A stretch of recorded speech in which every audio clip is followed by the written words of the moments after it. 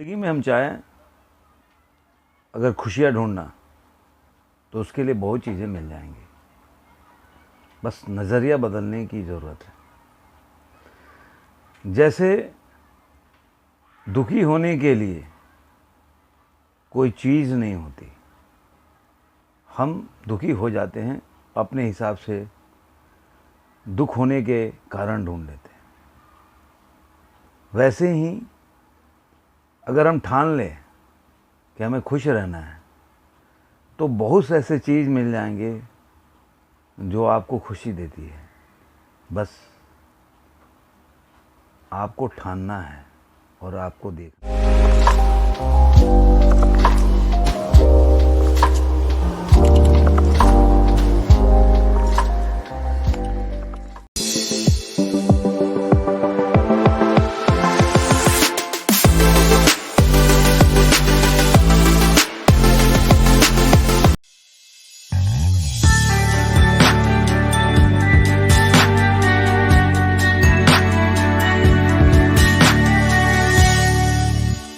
ये कहानी है जो मैं आपको सुनाने वाला हूँ।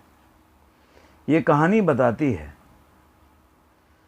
कि अगर कोई भी इंसान या जानवर अगर ये चाह ले कि मुझे खुश रहना है तो उसको उसके कारण भी मिल जाते हैं और उसकी वजह भी मिल जाती है। बस हमें ये समझना होगा कि केवल दुखी होने के कारण नहीं है, सुखी होने के कारण भी हैं। बस हम उसे अवॉइड करते हैं या उसको नज़रअंदाज करते हैं। छोटी सी एक खरगोश की कहानी है जिससे कि हम सीख सकते हैं कि हम चाहें तो कुछ भी पा सकते हैं और जीने के लिए ज़िंदगी में या सुखी होने के लिए ज़िंदगी में बहुत से कारण हैं। ये कहानी है एक जंगल की जहाँ पे खरगोश रहते थे। बहुत दुखी हो गया। मतलब देखा जाए तो खरगोश सबसे डरते थे। उसमें पावर भी नहीं था कि लोग उनसे डरे या कोई कदर करे। कोई भी जानवर आया तो उनको भागना पड़ता था।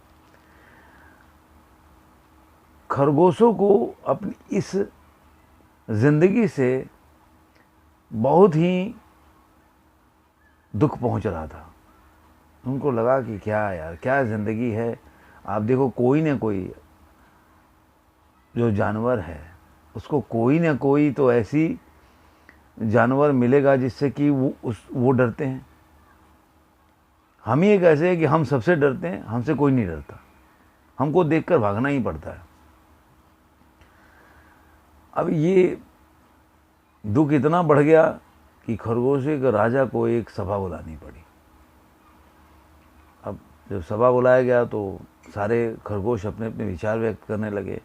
उन्होंने बोला कि देखो कि जो सिंह है राजा, उसे पूरा जंगल थर्राता है। कोई बोला कि मान लो सिंह की तरह नहीं, कोई भी जानवर उठा लो, उसके नीचे कोई तो ऐसा जानवर है जो उस एनिमल से डरता है।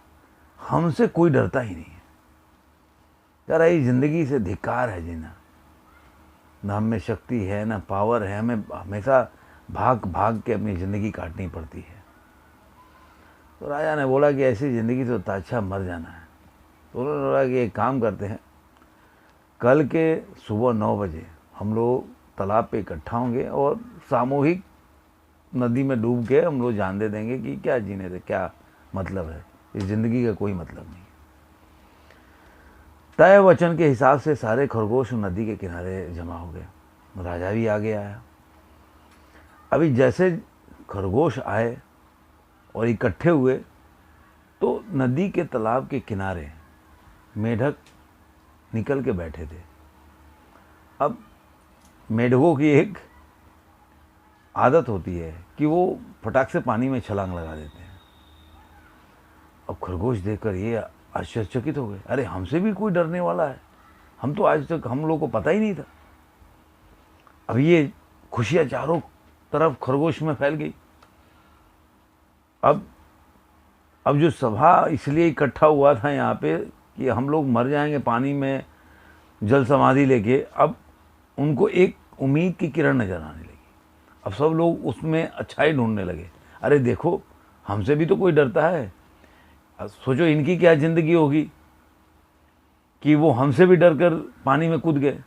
जबकि उनको पता नहीं था कि मेढक की एक आदत होती है, लेकिन उनको खुशी की वजह मिल गई।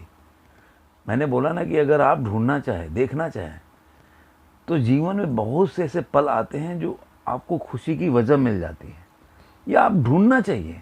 दुख तो आपको इर्द गिर्द मिलता ही है, खुशी हम इर्द गिर्द रहता है उसको देखते नहीं हैं या उसको नज़रअंदाज करते हैं।